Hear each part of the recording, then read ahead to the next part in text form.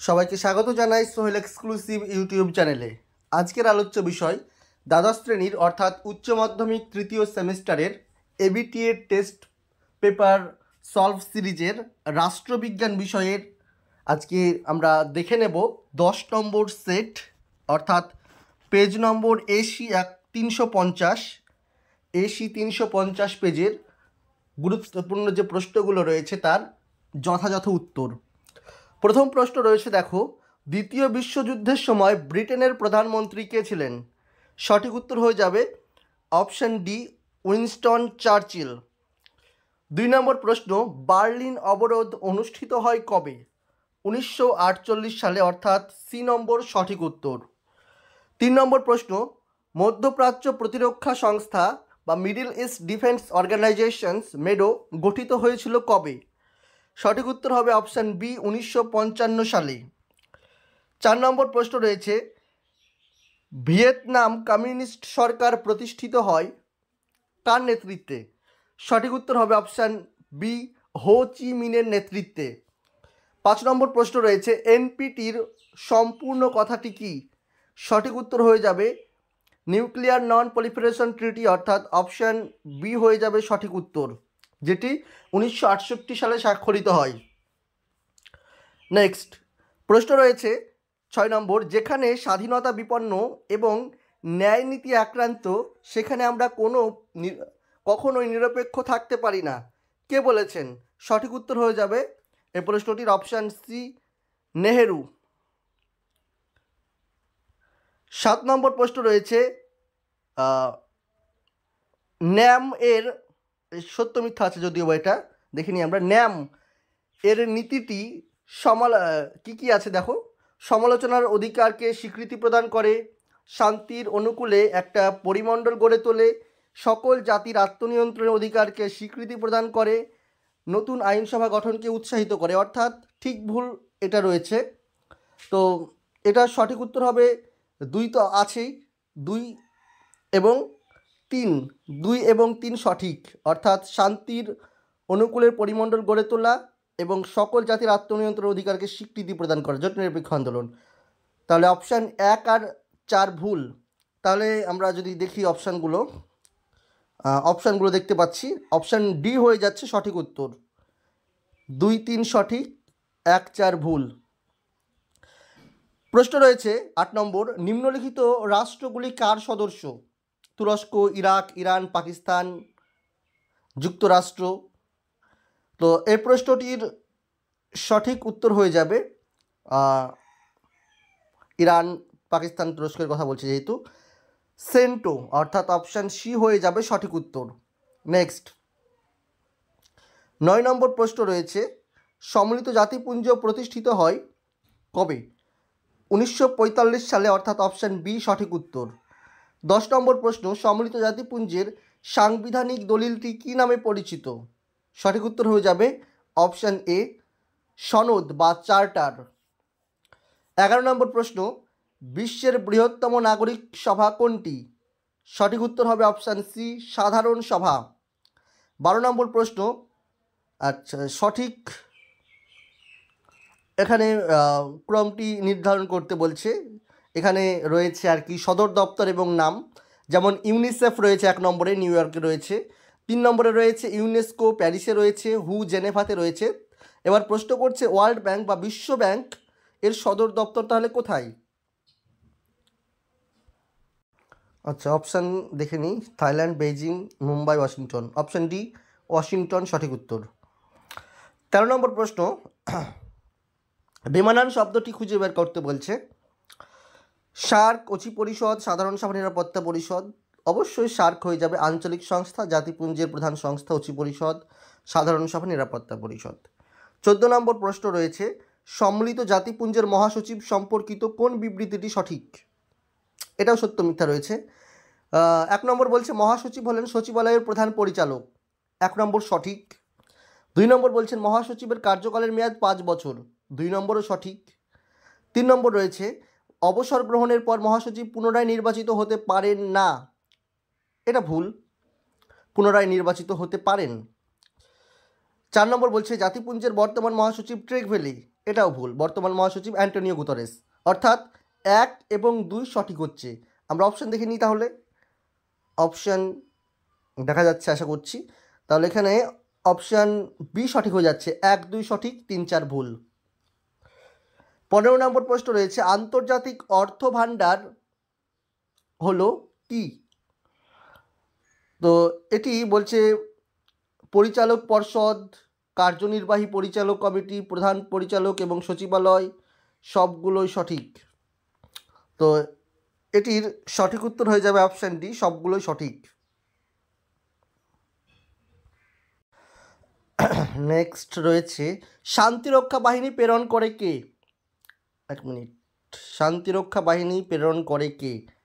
সঠিক উত্তর হয়ে যাবে এই প্রশ্নটির, শান্তিরক্ষা বাহিনী প্রেরণ করে, প্রশ্নটা রয়েছে, সঠিক উত্তর হয়ে যাবে অপশান বি, নিরাপত্তা পরিষদ। 17 নম্বর প্রশ্ন রয়েছে ভারতীয় জাতীয় নিরাপত্তা দিবস পালন করা হয় কত তারিখে? সঠিক উত্তর হবে অপশান সি, 4 মার্চ। পাক মদতপুষ্ট জঙ্গি বাহিনীকে জম্মু কাশ্মীরে প্রবেশের করানোর জন্য তৈরি করা হয়েছিল কোন অপারেশনটি? তো এখানে অনেকগুলোই রয়েছে, এগুলো আমাদেরকে একটু। সঠিক উত্তর হয়ে যাবে প্রশ্নটির অপশান, দেখা যাচ্ছে আশা করছি, অপশান এ, অপারেশন জিব্রাল্টার। ঠিক আছে, অপারেশন জিব্রাল্টার হয়ে যাবে সঠিক উত্তর। নেক্সট, কোয়াড এর সদস্য হলো, কোয়াড যেটা আর কি প্রশান্ত মহাসাগরীয় অঞ্চলে নিরাপত্তার জন্য, বিশেষ করে চীনকে মোকাবেলার জন্য তৈরি করা হয়েছে। তো অপশান এ হয়ে যাবে সঠিক উত্তর, ভারত, জাপান, অস্ট্রেলিয়া এবং মার্কিন যুক্তরাষ্ট্র। নেক্সট 20 নম্বর প্রশ্ন রয়েছে ক্লাসিভ সিভিলাইজেশন গ্রন্থটির রচয়িতাকে? সঠিক উত্তর হবে অপশান সি, এসপি হ্যানিংটন। 1996 সালে এই গ্রন্থটি প্রকাশিত হয়, 1996। নেক্সট 20 নম্বর প্রশ্ন রয়েছে অভিবাসীদের দেশ নামে পরিচিত কোন দেশটি? সঠিক উত্তর হয়ে যাবে অপশান এ, আমেরিকা। নেক্সট প্রশ্ন রয়েছে 22 নম্বর প্রশ্ন রয়েছে ব্রেন ড্রেইনের ফলে উন্নয়নশীল দেশগুলিতে অভাব দেখা দেয়। সঠিক উত্তর হবে অপশান ডি, সুদক্ষ মানব সম্পদের। উত্তর হয়ে যাবে সুদক্ষ মানব সম্পদের। প্রশ্ন রয়েছে আইপিসিসি প্যানেলটি কত সালে গঠিত হয়? তার আগে আমাদেরকে জানতে হবে আইপিসিসির ফুল ফর্ম কি? International panel of climate change. এটা গঠিত হয় মূলত আপনার সঠিক তোমাদের অপশান এ, অর্থাৎ 1988 সালে। নেক্সট প্রশ্ন রয়েছে কর্ণাটক রাজ্যটির পূর্ববর্তী নাম কি ছিল? সঠিক উত্তর হয়ে যাবে মহীশূর। মহীশূর অর্থাৎ অপশান ডি। একটা স্তম্ভ মেলানো রয়েছে 25 নম্বর প্রশ্নে। হরি সিং হয়ে যাবে কাশ্মীরের রাজা। বোধচন্দ্র সিং। নেক্সট রয়েছে বোধচন্দ্র সিং, তিনি হচ্ছেন মণিপুরের রাজা, অপশান সি হবে। আর শেখ আবদুল্লাহ ন্যাশনাল কনফারেন্স রাজাকর বাহিনী হায়দ্রাবাদ। অর্থাৎ 1-এর সাথে এ রয়েছে একটা অপশান, আচ্ছা, আর 2-এর সাথে হয়ে যাবে সি অপশন, আর 3-এর সাথে হয়ে যাবে ডি। 3-এর সাথে 1-এর সাথে এ হবে, একটাই আছে দেখতে পাচ্ছি, আর 2-এর সাথে সি, 3-এর সাথে ডি, 4-এর সাথে এ, 4-এর সাথে বি আছে। অপশান এ হয়ে যাচ্ছে এটা সঠিক উত্তর। ঠিক আছে, অপশান এ সঠিক উত্তর হয়ে যাচ্ছে। নেক্সট 26 নম্বর প্রশ্ন রয়েছে ট্রেন টু পাকিস্তান গ্রন্থটির রচয়িতাকে? খুব গুরুত্বপূর্ণ প্রশ্ন এটা, উত্তর হয়ে যাবে খুশবন্ত সিং। নেক্সট আরেকটা আছে টোবাটক সিং গ্রন্থটা রচয়িতাকে, ওটাও দেয় সাদাত হাসান মান্টু। মার্জিনাল ম্যান প্রফুল্লচন্দ্র ঘোষ, আমি এগুলো দেখিয়ে দেবো পরবর্তী ক্লাসে। প্রশ্ন রয়েছে 27 নম্বর স্বাধীন ভারতের শেষ গভর্নর জেনারেল কে ছিলেন? সঠিক উত্তর হয়ে যাবে অপশান সি, চক্রবর্তী রাজাগোপালাচারী। 28 নম্বর প্রশ্ন ভারতে ভাষার ভিত্তিতে পুনর্গঠিত সর্বশেষ রাজ্য কোনটি? ভারতে ভাষার ভিত্তিতে গঠিত সর্বশেষ রাজ্য হচ্ছে অপশান এ তেলেঙ্গানা। 2014 সালে গঠিত হয়। নেক্সট 29 নম্বর প্রশ্ন রয়েছে, এখানে একটা ডায়াগ্রাম রয়েছে, এটা কি? তো এটা অবশ্যই বলছে নির্বাচনে প্রতিদ্বন্দ্বিতা করছে, রাজনৈতিক ক্ষমতা দখল, সরকার পরিচালনা, সরকার জনগণের মধ্যে সংযোগ স্থাপন, এগুলো কার কাজ, তাই তো? তো সঠিক উত্তর হয়ে যাবে এই প্রশ্নটির অপশান বি, রাজনৈতিক দলের। 30 নম্বর প্রশ্ন রয়েছে, রাজনৈতিক দল গঠন করতে পারে কারা?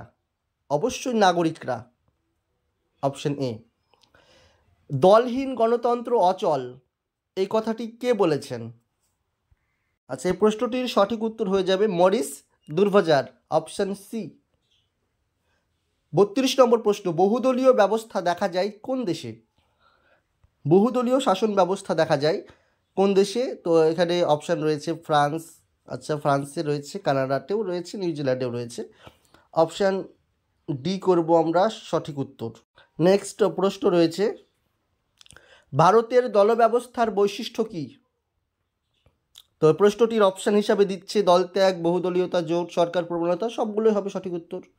34 নম্বর, ভারতের পররাষ্ট্রনীতির জনক কাকে বলা হয়? উত্তর হবে অপশান এ, জওহরলাল নেহেরুকে। 35 নম্বর প্রশ্ন, সার্ক হলো একটি, সঠিক উত্তর হবে আঞ্চলিক সংগঠন, অপশান বি। নেক্সট 36 নম্বর রয়েছে, ভারতের পররাষ্ট্রনীতির অন্যতম স্তম্ভ হলো বসুধৈব কুটুম্বকম, এই শব্দটির অর্থ কী? এই প্রশ্নটির সঠিক উত্তর হয়ে যাবে এক বিশ্ব এক পরিবার। নেক্সট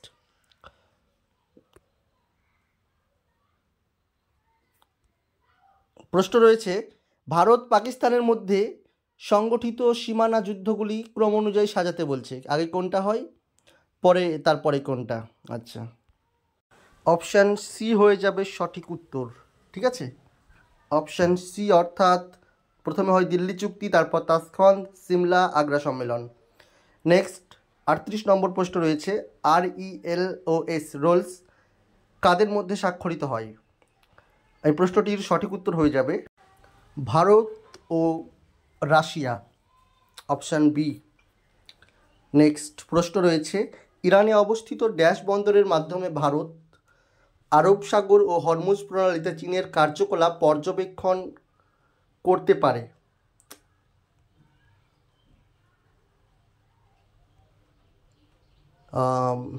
অপশান, এটা সঠিক উত্তর হয়ে যাবে অপশান, এক মিনিট, অপশান ডি, চাবাহার বন্দর,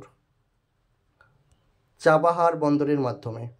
40 নম্বর প্রশ্ন রয়েছে আজকের লাস্ট প্রশ্ন, ভারতের বিদেশ নীতির তাত্ত্বিক ভিত্তি কী? ভারতের বিদেশ নীতির তাত্ত্বিক ভিত্তি হলো, সঠিক উত্তর হয়ে যাবে এই প্রশ্নটির অপশান বি, অর্থাৎ জোট নিরপেক্ষতা।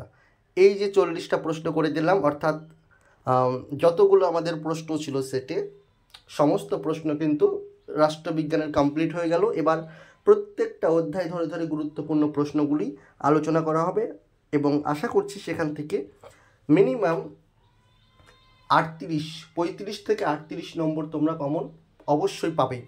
যাই হোক, আজকের মতো এখানেই শেষ করছি। সবাই ভালো থেকো এবং জোর কদমে প্রিপারেশান নিতে থাকো। ধন্যবাদ।